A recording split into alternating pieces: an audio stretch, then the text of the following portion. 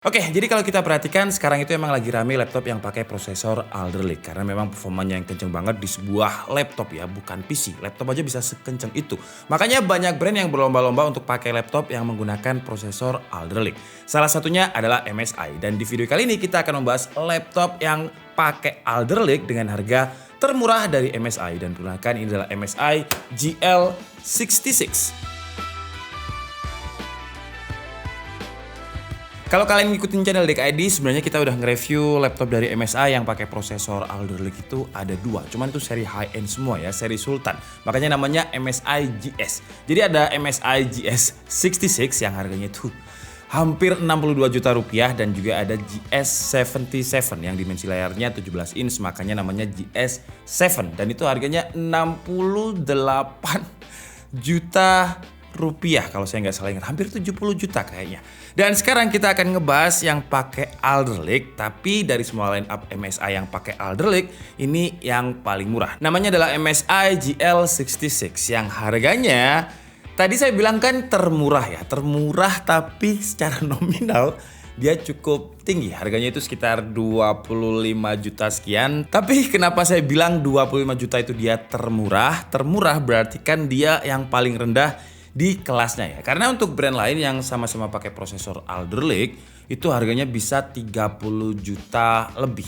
Tapi sekali lagi seperti di video-video saya yang lain, kalau ada kata termurah pasti ada sesuatu yang dipangkas biar harganya bisa jadi murah. Apakah ada yang dipangkas di laptop MSI Pulse GL66 ini? Tapi pertama kita bahas dulu untuk spesifikasinya. Jadi untuk prosesornya dia pakai Intel Core i9 Alder Lake generasi 12 12900H 14 core 20 thread yang terdiri dari 6 performance core dan juga 8 efisiensi core. Kalau di MSI seri GS kemarin dia pakai RTX 3080 Ti makanya harganya bisa segitu. Nah, yang dipangkas di sini adalah grafik card-nya ya. Jadi untuk seri GL ini dia pakai Nvidia RTX 3060 dengan maksimum TGP-nya itu ada di 105 watt. Sebenarnya untuk SKU VGA dia ada dua. Jadi ada Nvidia RTX 3060 dan ada Nvidia RTX 3070. Cuman yang kita bahas ini adalah yang Nvidia RTX 3060 laptop GPU dengan maksimum TGPU-nya 105 watt. Terus untuk memori RAM-nya udah 16 GB dual channel, cuman dia belum DDR5, masih DDR4 nggak seperti seri GS kemarin. Jadi speed DDR4 dia ada di range 3200 MHz tapi untungnya udah dikasih 16 GB dual channel. Dan untuk storage-nya ini sebenarnya kalau saya lihat di website-nya dia support untuk PCIe Gen 4 karena memang untuk prosesornya kan dia udah support ya PCIe Gen 4. Sayangnya untuk laptop ini karena tadi saya bilang kan kalau misalkan ada kata termurah kita harus curiga, pasti ada sesuatu yang dikurangi.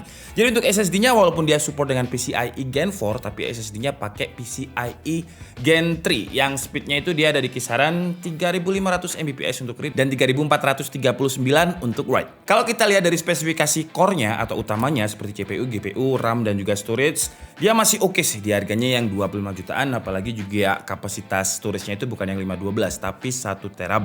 Habis panas dengar harganya yang 25 juta, untungnya setelah kita tahu spesifikasinya ya harga tersebut masih sangat oke lah untuk spesifikasi yang diberikan. Dan ngomongin soal panas, saya jadi inget sistem cooling dari MSI yang selalu memberikan kayak semacam signature kalau sistem cooling yang mereka bikin itu serius. Jadi MSI ini pakai cooling yang sama seperti seri MSI GP66 yaitu Cooler Boost 5. Coolingnya ini terdiri dari 6 heat pipes dan 2 fan. Khas MSI banget coolingnya. Terutama suara coolingnya yang udah kayak pesawat ketika kita pakai extreme performance. Tapi ya namanya laptop gaming, kalau saya disuruh milih performa yang kenceng tapi kipasnya kenceng juga atau performanya di limit tapi kipasnya silent, kalau saya di laptop gaming saya bakalan milih yang kipasnya nggak apa-apa deh suaranya kayak pesawat tapi performanya kenceng nggak di limit karena untuk gaming biasanya saya bisa pakai headset nggak denger suara kipas karena memang suara yang seberisik pesawat tadi itu bisa kita toleransi karena untuk menjaga suhunya. Contohnya saat saya main di game Assassin's Valhalla dengan settingan rata kanan, suhu permukaannya lumayan anget ada di kisaran 59 derajat Celcius. Kalau di bagian keyboard terutama di tombol yang sering kita pakai untuk main game yaitu WASD, suhunya ini ada di kisaran 39 sampai 45. Ya masih anget sih ya, tapi setidaknya dia nggak ganggu dan masih nyaman untuk dipakai. Dan untuk tes game Assassin's Valhalla tadi saya pakai settingan Extreme Performance yang sebenarnya Walaupun kalian buka Microsoft Word, tapi kalau misalkan kalian aktifkan mode Extreme Performance, suaranya itu bakalan berisik. Cuman saran saya pakai yang Smart Auto aja, karena di MSI Center ini kita bisa pilih fan profile sampai 5. Jadi ada silent, ada super battery, ada balance, terus juga ada Extreme Performance dan ada Smart Auto. Nah, Smart Auto ini bakalan menjadi pilihan yang menurut saya paling baik karena dia akan secara auto mendeteksi kipasnya ini harus sekencang berapa sih. Jadi kalau misalkan kita nggak butuh kipas yang kenceng-kenceng banget, dia bakalan nggak muter terlalu kenceng, jadi suaranya nggak terlalu berisik. Dan sebagai tambahan, kalau misalnya kita pilih mode Extreme Performance, kita nanti bisa masuk ke menu overclock pada discrete GPU-nya. Dan kita juga bisa atur kecepatan fan-nya, ada auto, cooler boost, sama advance juga untuk GPU. Cuman karena nggak kita overclock aja performanya menurut kita udah oke, jadi kita nggak pernah coba otak-otik overclocknya. Kecuali nanti mungkin ketika udah load main gamenya udah lumayan lama terus dia butuh performa lebih, ya kita bisa overclock. Tapi tadi itu kan skenario kalau misalkan kita main game Assassin's Valhalla aja ya. Tapi gimana kalau misalkan kita gunakan dia untuk berbagai skenario, jadi banyak gaming, editing, dan juga untuk rendering. Langsung aja kita tes untuk performanya. Pertama seperti biasa kita coba di sini Cinebench R15 dengan kondisi Extreme Performance dengan kondisi laptop dicas. Dan hasilnya untuk single core dia dapat skor itu 258. Kalau untuk multi core-nya di running pertamanya itu kenceng banget dengan skor 2542 dan sisanya stabilnya itu di kisaran 2200 poin. Kalau untuk suhu temperaturnya di Cinebench R15 Extreme Performance ini ya seperti biasa ya, dia nyolong-nyolong di kisaran 95 derajat Celcius. Di skenario kedua kita coba di mode balance dengan kondisi laptopnya tidak dicas dan hasilnya memang ada penurunan performa dengan single core-nya itu 211. Kalau untuk multi core-nya di running pertamanya tetap yang paling kenceng dengan skor 1391 dan sisanya di kisaran 1100 poin.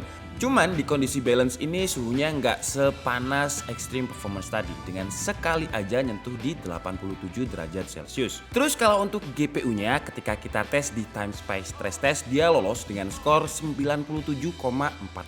Kalau untuk benchmark lain di Firestrike-nya dia dapat skor 18.638 dan di TimeSpy-nya 8.320. Gimana kalau misalkan kita gunakan untuk rendering video? Kita coba di Adobe Premiere Pro dengan template yang memang biasanya kita pakai, kita ekspor ke 4K, dia mampu merender dengan durasi yang kenceng banget 1 menit 13 detik dengan suhu yang nggak sepanas Cinebench R15 tadi. Dengan suhunya itu sekitar 4 kali aja nyolong di kisaran 95 derajat Celcius. Lanjut ke rendering 3D dengan Blender template BMW, dia mampu merender dengan durasi waktu yang juga kenceng 2 menit 41 detik. Cuman kencengnya ini juga diimbangi dengan suhu yang relatif hangat dengan stabilnya di menit-menit awal itu 94 derajat Celcius. Kalau untuk GPU rendernya dia mampu merender dengan durasi waktunya itu 6 menit 19 detik. Lanjut ke tes gaming dan tes gaming ini kita pakai resolusi bawaannya laptopnya di 1440p. Dan hasilnya di game Valorant dengan grafik high dia dapat FPS itu yang ya bisa kalian lihat sendiri di atas 160 FPS. Cuman untuk suhu CPU-nya memang lumayan hangat ya di atas 90. Kalau untuk GPU-nya dia ada di bawah 80 derajat Celcius. Lanjut ke Dota dengan resolusi yang sama, best looking dan hasilnya ya mirip-mirip, FPS-nya ada di kisaran 140-an FPS dengan suhu. Untuk GPU-nya di Dota ini dia lebih gede dengan 86 derajat Celcius. CPU-nya sih masih sama dengan game Valorant tadi. Lanjut ke game Genshin Impact dengan resolusi yang sama juga 1440p, grafiknya ada di high dan hasilnya dia stabil di 60 FPS terus, nggak pernah turun. Di Assassin's Valhalla kita pakai grafiknya itu ultra high dengan resolusinya juga 1440p dan hasilnya ya dia kadang drop FPS ya bisa sampai 49, tapi ya masih playable untuk dimainkan. Gimana menurut kalian performanya? Kalau menurut saya sih udah oke banget di kelas harganya dan juga spesifikasinya ya. Jadi kayak spesifikasinya ini nggak mubazir, terbukti dengan tes beberapa game dan juga editing serta rendering tadi. Terus apalagi dong yang dipangkas di MSI ini, karena kan tadi kita bilang termurah dan termurah itu harus curiga apa aja yang dipangkas. Tapi yang jelas sih bukan desain sih ya. Karena desainnya menurut saya masih enak dilihat, futuristik tapi simple, ciri khasnya MSI. Keyboardnya juga udah ciri khas MSI, nyaman dan tactile dengan ukuran font yang besar-besar kecuali di bagian numpad. Cuman untuk keyboardnya ini nggak seperti di seri GS yang bekerja sama dengan SteelSeries. Ini nggak ada tuningannya SteelSeries, tapi dia masih RGB dan kita bisa atur untuk settingan RGB-nya ini di MSI Center di bagian Mystic Light. Untuk touchpad normal, ukurannya kecil, nggak sebesar laptop-laptop produktivitas, tapi ya wajar ya karena ini laptop gaming yang biasanya kita bakal lebih sering pakai mouse dibandingkan dengan trackpad. Jadi ya nggak butuh dimensi yang terlalu besar. Kalau tadi di bagian input device, untuk keyboardnya nggak bekerja sama dengan SteelSeries, jadi nggak RGB per tombol. Tapi untuk layar, dia nggak ada yang dikompromi. Jadi untuk layarnya ini memiliki resolusi 1440p dengan refresh rate 165Hz. Yang pastinya 165Hz sudah cukup lah kalau misalkan kalian gunakan untuk main game kompetitif. Cuman kalau misalkan kalian gunakan untuk game AAA di mana grafiknya, warnanya itu bagus, apakah dia enak? Enak-enak aja, karena untuk color game mode-nya dia udah ada di 100% sRGB juga. Jadi buat kalian yang content creator suka editing, color game mode-nya ini bisa mendekati warna aslinya. Dan biasanya kalau saya nge-review MSI itu pasti banyak yang tanya perkara engsel ya. Karena saya nggak tahu kenapa, mungkin karena banyak pengguna MSI yang engselnya itu rusak duluan pakainya barbar atau gimana. Tapi yang saya rasakan ketika pakai MSI GL66 ini, untuk engsel sih dia aman banget ya. Bahkan dia bisa dibuka dengan satu tangan dan bagian bawahnya sama sekali nggak bergerak, yang menandakan engselnya itu kokoh, dan bagian atas bawahnya ini proper.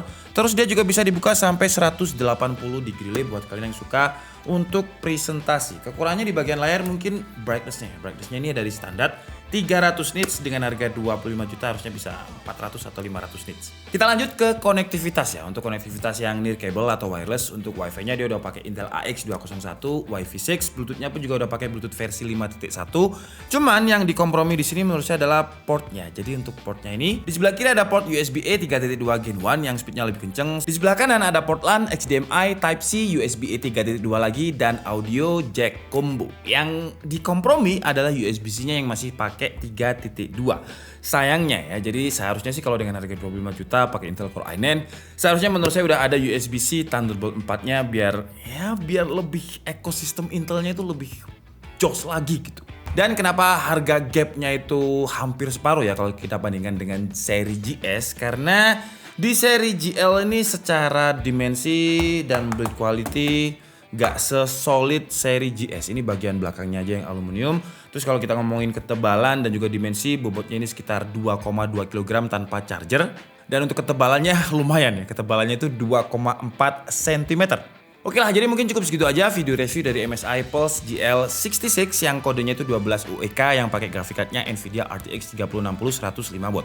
Karena untuk yang seri 3070 pasti kode name belakangnya itu beda. Dan apakah dengan harga 25 juta walaupun dia termurah untuk prosesor Alder Lake tapi worth it untuk dibeli? Ya menurut saya sih masih worth it aja ya. Tapi yang harus diperhatikan adalah beberapa part yang dikompromi tadi. Jadi untuk keyboardnya dia belum bekerja sama dengan SteelSeries, jadi nggak ada RGB per tombol. Terus juga untuk portnya itu dia nggak ada port untuk Intel Thunderbolt 4. Terus kekurangan lain ya, dia lumayan berat sih ya, 2,2 kg dan tebal juga 2,4 cm. Tapi kalau emang kita carinya performa, ya mau nggak mau memang kita harus punya laptop yang seberat ini. Dimana kalau kita gunakan untuk mobile ya lumayan pegel ya di bagian punggung. Terus kalau dari spesifikasi yang dipangkas tadi ada memori RAM-nya. Memori RAM-nya kalau GS itu pakai DDR5, tapi memori RAM DDR5 itu emang mahal banget.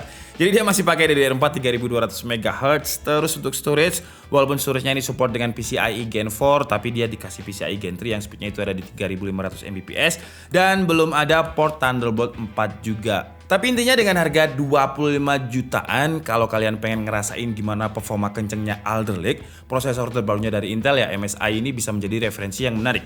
Walaupun menurut saya sayangnya itu di memori RAM ya, karena DDR5 itu adalah kayak semacam fitur yang harus kita pakai kalau dia pakai prosesor Alder Lake. Cuman karena mahal ya mungkin kalau misalkan kalian ada budget, kalian bisa ganti memori RAM-nya dengan DDR5. Karena seharusnya motherboard-nya support, prosesornya pun juga udah support. Atau di next video kita bakalan coba untuk kita upgrade pakai DDR5. Karena untuk memori RAM DDR5 kita pun juga masih belum punya. Oke, jadi mungkin cukup segitu aja video kita kali ini. Saya minta maaf kalau ada kesalahan dalam penyampaian informasi. Seperti biasa kalian bisa mengkoreksinya di kolom komentar. Saya Dika Sugudi and see you on the next video. Bye-bye.